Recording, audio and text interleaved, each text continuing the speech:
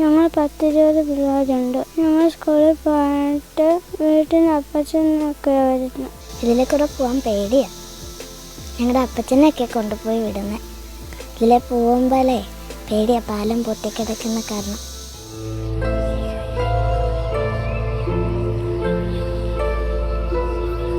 അത് നമ്മൾ ഡിപ്പാർട്ട്മെൻറ്റിന് വെരിഫൈ ചെയ്യാൻ വേണ്ടി കൊടുത്തിട്ടുണ്ട്.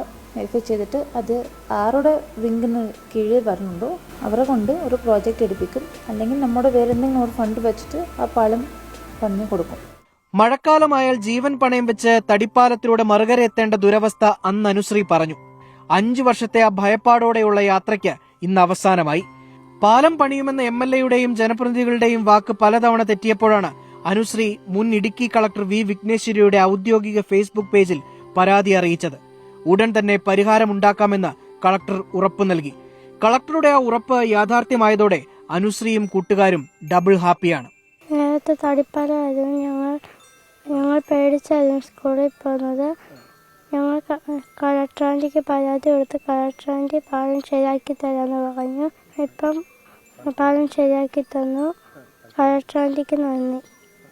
ഇനി ഏതു മഴയത്തും അനുശ്രീക്കും കൂട്ടുകാർക്കും ഭയമില്ലാതെ യാത്ര ചെയ്യാം.